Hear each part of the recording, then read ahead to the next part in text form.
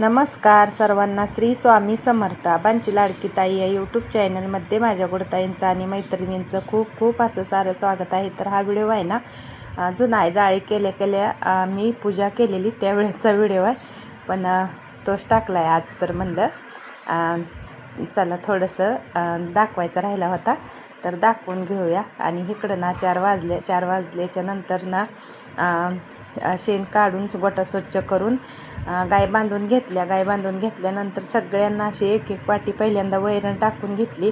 आणि वैरणीवरच आपण गोळी पेंड कोरडी वत्तू भिजवून, कधीही मी पेंड ठेवत नाही. आणि नंतर ना त्याच्यावरती मग बारली वतून घेतली.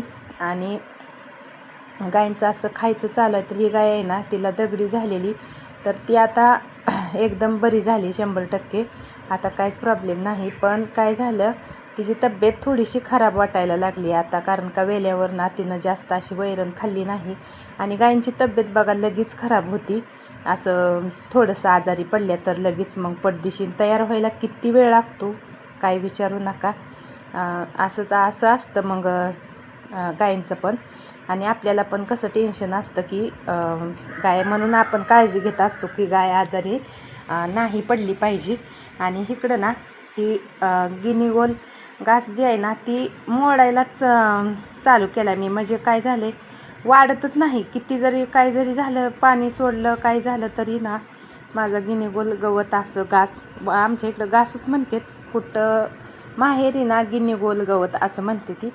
तर माझं मोडायचं चालू होतं. मग असा थोडासाच फुटतो, जास्त फुटतच नाही. मग मी सरळ त्यात म्हैस बांधून टाकली. आणि ती रानना आता उन्हाळा पण भरपूर पडला आहे, तर नांगरून घ्यायचं आणि सरळ आपलं दुसरी मक्का करायची. तर इकडं ना मग थोडासा किराणा बाजार आणला होता. तर म्हणलं थोडंसं शूट घेतलं मी. थोडंसं आपल्या घरात जे साहित्य लागतं, ती खोबरं एवढं महाग झालं आहे ना खोबरं, काय विचारूच नका. रेट म्हणजे प्रत्येक वस्तूचे रेट वाढले, तर कुठलं असं कमीच नाही. आणि एवढंसा किराणा बाजार एका पिशवीत आहे ना 2000 रुपयाचा आहे. तर म्हणून दाखवण्याचा प्रयत्न केला. आणि ही पॅराशूटच्या पुढे जी मी दाखवते ना 40 रुपयाला एक पुढे, 2 पुड्या वतल्या की आपली बॉटल भरती. आणि आपण बॉटल जर घेतली ना तर तिची 120 रुपये किंमत आहे, मग 80 रुपये आणि 120, जवळजवळ 40 रुपये आपलं वेस्ट जाते. असा मी बारीक सारीक विचार करत असते, म्हणून तुम्हाला ही शूटिंग मी काढून दाखवलं थोडंसं. तर नुसत्या बॉटलचं 40 रुपये होत्यात का प्लॅस्टिकच्या, मला सांगा तुम्ही. तर माझं असं काहीतरी कुठंतरी डोकं चालतं, इथं थोडीशी बचत करावी, तिथं थोडीशी बचत करावी. आणि बचत केली तरच होऊन जाणार ना, नाही बचत केली तर मग उपयोगच नाही, असं माझं म्हणणं येतं. तर इकडं ना गरा पण आणला आहे, कुरडई सालपापड्या मी गऱ्याच्या पण छान येते, त्या गऱ्यांच्याच करते. आणि शाबू पण आणला होता. तर बटाटी आणली ती, आणि बटाटी शाबूच्या पापड्या घालायच्या त्या.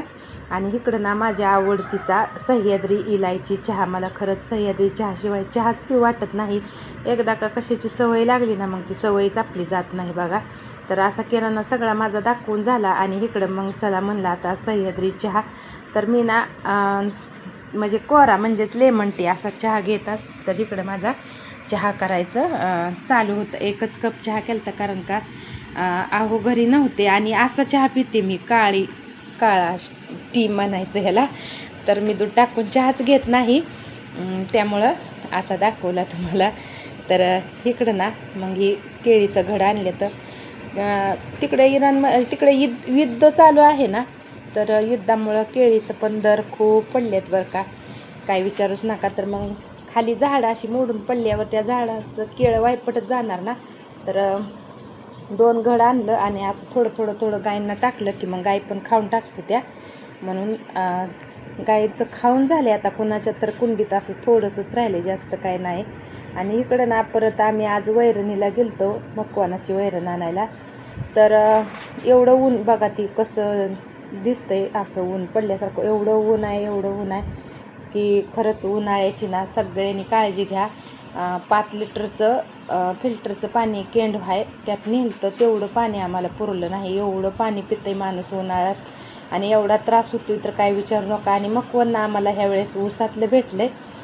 त्यामुळं काढायला तर खरंच खूपच त्रास होतो. म्हणजे ऊसातनं बाहेर काढायचं, ट्रॅक्टर आतमध्ये जात नाही ना, तर असं माडं मकवान घेतलं ना मग ट्रॅक्टर आतमध्ये डायरेक्ट साऱ्यालाच नेते तिथले तिथं लगेच पटपट भरायचं होतं.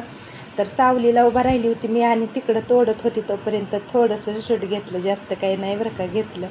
तर म्हणलं दाखवा आपल्या यूट्यूब फॅमिलीला पण असा आपला संघर्ष असतो. आणि ही तोडून असं ऊसाच्या सरीला टाकले. तर आता ही बाहेर काढायचं, आणि बाहेर काढायला ना खरंच खूप त्रास होतो.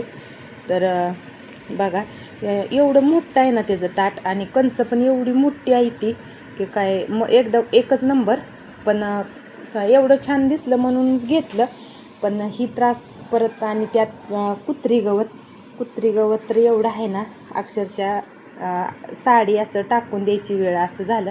आणि मग आम्ही आलो घरी आल्यानंतर मग उन्हातून आले एवढा थकवा येतो की काय विचारूच नका, आणि काय करू वाटत नाही. तर मग म्हणलं चला ताक थोडंसं करूया आणि ताक पिऊया.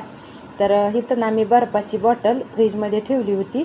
तर ताकात थोडंसं गार पाणी ओतलं ना, त्याच्याशिवाय ताकाला पण टेस्ट येत नाही. म्हणून मी बर्फाची बॉटल ना उघडतच नव्हती, आणि एकदम अशी कडक झाली ती, म्हणून नळाखाली बर्फाची बॉटल धरली होती. तर थोडा बर्फ वितळला की मग ह्यात वतायचं, आणि गार मग थंड वाटते. तर मिक्सरमध्येच म्हणजे हलवून घेतलं होतं मी, काय रवीनं हलवलं नव्हतं. ताक पटदिशी होतं, रवीनं म्हणल्यावर वेळ जातो. आणि नुसत्या दुधाचं लावलेलं त्याला काही लोणी पिणी निघत नाही, साई वेगळी आणि दूध वेगळं, असं विरजण खायसाठी वेगळं लावते आणि तूप करायसाठी वेगळं. तर तुपाचा पण व्हिडिओ तुम्हाला दाखवते एक दिवशी तूप करताना. तर असं दुपारच्या टायमिंगला माझं चालू होतं वैरण घेऊन आल्यावर की ताकाची वाटी. तर असं गावाकडं ना मग असं खायला ताक खरंच खूप छान वाटतं बरं का. तर दुपारी ताकाची पार्टी आमची चालू होती. तर चला बाय सर्वांना.